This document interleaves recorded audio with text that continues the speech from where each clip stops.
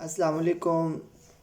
Chinese तालीम YouTube channel में आपको खुशामदीद है। काफ़ी स्टूडेंट्स जो एच एस के 3 करते हैं, आपको पता होगा कि एच एस के 3 के साथ एच एस के का छू जी यानी इब्तदाई लेवल का इम्तिहान देना भी ज़रूरी हो गया है, लाजमी हो गया है। तो उसके बारे में मालूमात कुछ लोगों को है और कुछ लोगों को नहीं है। कुछ दोस्तों ने मुझे कहा था कि इस पे वीडियो बनाई जाए, तो अपनी तरफ से मुकम्मल मालूमाती वीडियो बनाने के लिए मैं हाज़िर हूँ। तो शुरुआत करते हैं जी। सबसे पहले इसके 3 पार्ट्स हैं। पहले हिस्से में 15 क्वेश्चन है, टोटल 4 मिनट लगेंगे। दूसरे हिस्से में 10 क्वेश्चन है, टोटल 3 मिनट लगेंगे। और तीसरे हिस्से में 2 क्वेश्चन है, टोटल 3 मिनट लगेंगे। और इस इम्तिहान के टोटल क्वेश्चन हो गए 17। अब ये 4 और 3 7 और 3 10 हुए, तो ये 17 कैसे हैं? तो मैं आपको बता देता हूँ। ये जो आखिरी तीसरे हिस्से के 2 क्वेश्चन की तैयारी के लिए आपको 7 मिनट एक्स्ट्रा दिए जाएंगे। यानी जब ये पहला और दूसरा पार्ट मुकम्मल हो जाएगा तो आपको 7 मिनट दिए जाएंगे तीसरे पार्ट की तैयारी के लिए। यानी 7 और 10 ये 17 टोटल हो गए। तो इस तरह से टोटल ये 17 मिनट्स बनेंगे। अब डिटेल की तरफ चलते हैं। सबसे पहले जैसे ही आप कमरा इम्तिहान में पहुंचेंगे, पहली बात जिस पे मैं सबसे ज़्यादा ज़ोर देता हूं और शायद एक से ज़्यादा दफ़ा मुझे ये बात रिपीट करनी पड़े, बहुत ही अहम है, वो ये कि जब आपने एग्ज़ामिनेशन सेंटर में कमरा इम्तिहान में जाना है तो आपने नर्वस नहीं होना, आपने कंफ्यूज नहीं होना। जब आप कंफ्यूज हो जाते हैं तो आपकी कारकर्दगी पे बहुत बुरा असर पड़ता है।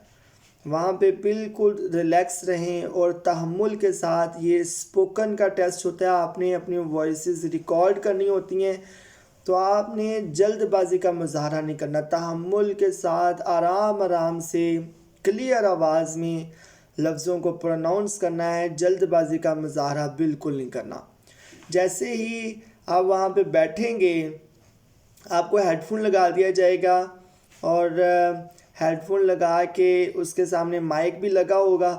तो सबसे पहले आपसे ये पूछा जाएगा नी हाओ नी जाओ शम्मा मिंग्स, ये आवाज़ आएगी उसमें से, और उसके बाद जवाब देने के लिए थोड़ा सा वक्फ़ा होगा। यानी उस दौरान आपने अपना जवाब रिकॉर्ड करना है।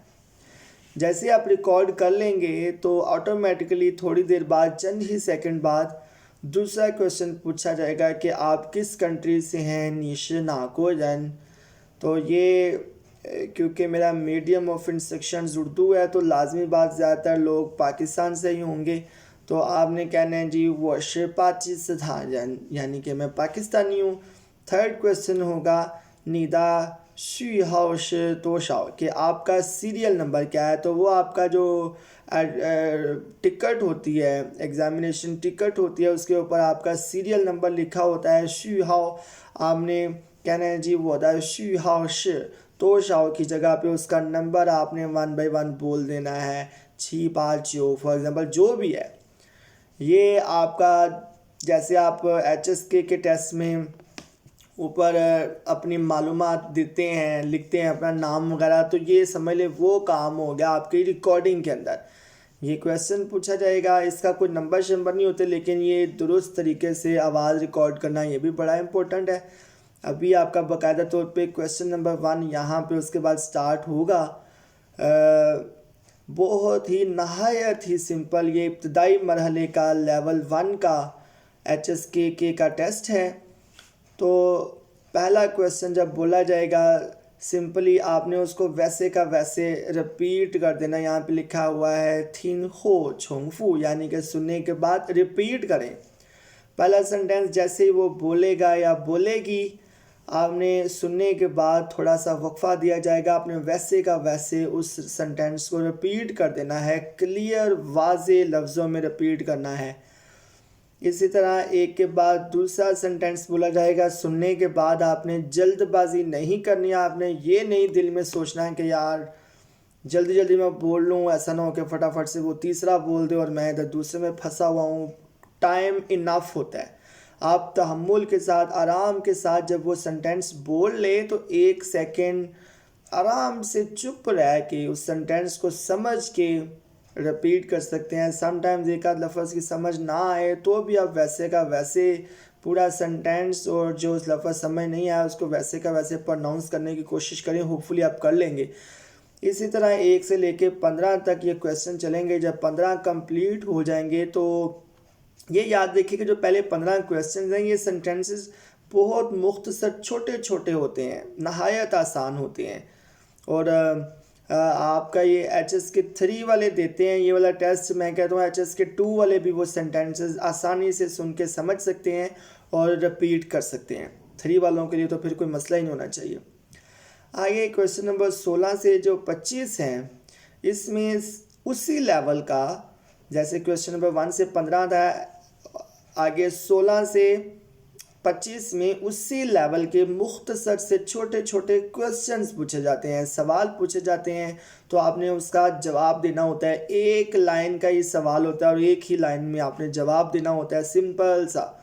मिसाल के तौर पे आपको रंग कौन सा पसंद है, आपको सीज़न कौन सा पसंद है, आप क्या खाते हैं, वगैरह वगैरह। ये मैंने एग्जांपल्स दिए हैं, छोटे छोटे चंद लफ्ज़ों का एक क्वेश्चन होता है और आपने भी मुख्तसर सा टू द पॉइंट एक ही लाइन में जवाब देना होता है। आपको दूसरी लाइन बोलने की ज़रूरत नहीं है, लंबा सवाल करने की ज़रूरत नहीं है, क्योंकि एक लाइन में आपने जवाब बोलना है तो चंद ही सेकंड बाद उससे नेक्स्ट क्वेश्चन भी आपसे कर लेना है। जब ये 25 तक पूरा हो जाएगा उसके बाद क्या होना है कि जी तीसरा पार्ट शुरू हो जाएगा। और तीसरा पार्ट के सिर्फ 2 क्वेश्चन है, क्वेश्चन नंबर 26 और 27। उससे पहले आपको 7 मिनट का वक्त दिया जाएगा ये क्वेश्चन नंबर 26 और 27 को रेडी करने के लिए। बाकायदा तौर पे ये जो अल्फाज लिखे हुए हैं कि अभी आपको क्वेश्चन नंबर 26 और 27 की तैयारी के लिए वक्त दिया जाता है और उस तैयारी के दौरान आप अपनी आउटलाइन, अपने जो पॉइंट्स हैं वो क्वेश्चन पेपर के ऊपर लिख सकते हैं। जो क्वेश्चन पेपर ये आप अभी देख रहे हैं इस वीडियो में, ये PDF फाइल में, ये आपको हार्ड कॉपी में दिया जाएगा। तो आप इसके ऊपर बिला झिझक, आपको बाकायदा तौर पे परमिशन होगी, आप इसके ऊपर लिख सकते हैं, कोई इशू नहीं है। लिखना क्यों होता है, बेसिकली 7 मिनट के अंदर तैयारी करके आपने लिखना क्यों होता है कि जब आपने ये 1.5 मिनट तक बोलना है, इस सवाल के जवाब में आपने 1.5 मिनट तक बोलना है। आप प्रैक्टिस करें इम्तिहान देने से पहले कि किसी भी जनरल टॉपिक पे 1.5 मिनट क्या आप बोलने के काबिल हैं। बेसिकली बोलने के काबिल लेवल 3 का स्टूडेंट होता है, लेकिन प्रैक्टिस की कमी की वजह से बाज़ औक़ात उससे टाइम का आइडिया नहीं होता, वो जल्दबाजी में बोल जाता है, तो बाकी के टाइम में उसके पास बोलने के लिए कुछ बचता नहीं है, वगैरह वगैरह। ऐसी कुछ वजूहात होती हैं कि वो बोल नहीं पाता। मतलब कि 7 मिनट का जो टाइम आपको मिलना है उस दौरान आप अपने क्वेश्चन पेपर के ऊपर अपनी आउटलाइन मेन पॉइंट्स लिख सकते हैं। यहाँ पे क्या है जी कि मेथें शुजाओ छेन, हर रोज़ सोने से पहले निहुए सोचिए शमा कि आप क्या करते हैं, सोने से पहले आप क्या करते हैं। 1.5 मिनट में आपने तेज़ नहीं बोलना, मैं बार बार ये बात कह रहा हूँ, आपने तहम्मुल के साथ, आराम के साथ बोलना है, क्लियर और थोड़ा लाउड बोलना है। बहुत लाउड बोलने की ज़रूरत नहीं है। आपने 1.5 मिनट में अपना जवाब रिकॉर्ड करना, आप लिख सकते हैं, आप कह सकते हैं कि मैं ब्रश करता हूँ, मैं TV देखता हूँ, मैं खाना खाता हूँ, मैं बुक रीडिंग करता हूँ, म्यूज़िक सुनता हूँ। आराम से चाइनीज़ लैंग्वेज में आपने बोलना है। लेवल 3 वालों को इतनी तो प्रैक्टिस होती ही है। लास्ट क्वेश्चन 27, ये भी आपने आउटलाइन पहले से आपकी दर्ज होनी चाहिए। 7 मिनट का टाइम देते ही इसलिए कि आप आराम से इसकी आउटलाइन वगैरह लिख लें, फिर जब रिकॉर्डिंग के लिए बोला जाए इसमें आपने तहरीर कुछ नहीं करना, लिखना कुछ नहीं है। ये तो स्पीकिंग का टेस्ट है, इसमें लिखना कुछ भी नहीं होता। अलबत्ता यहाँ पे आपने अपनी आउटलाइन लिखनी होती है बोलने के लिए, कि जब आपने इस क्वेश्चन का आवाज़ रिकॉर्ड करनी है तो उस दौरान आपके सामने ये वर्ड्स लिखे होंगे, आउटलाइन लिखी होगी, तो उसकी तरफ देख के आपको याद आ जाएगा कि यार मैंने इस लफ्ज़ के साथ क्या बोलना है। समझ आ रही है ना मेरी बात की? अगर नहीं आ रही तो आप कमेंट सेक्शन में बताइएगा, तो मैं दोबारा से डिटेल से आपको उधर ही जवाब दे दूँगा, या व्हाट्सएप पे आप मुझे कांटेक्ट कर सकते हैं जो लोग पेपर देने का इरादा रखते हैं। तो उम्मीद है कि जो मेन यहाँ पे चीज़ कन्फ्यूजन है, ये जो क्वेश्चन नंबर 26 और 27 है, इसकी तैयारी के लिए 7 मिनट आपको दिए जाएंगे। तो दोनों क्वेश्चंस के आंसर्स के लिए आपने अलग अलग टाइम दिया जाएगा, 1.5 मिनट का, 1.5 मिनट आपने बोलना है। लिहाजा रेलेवेंट वर्ड्स आपने अपने क्वेश्चन पेपर के ऊपर तहरीर कर लेने हैं। तो उम्मीद है जी आपको समझ आ गई होगी इस पेपर की।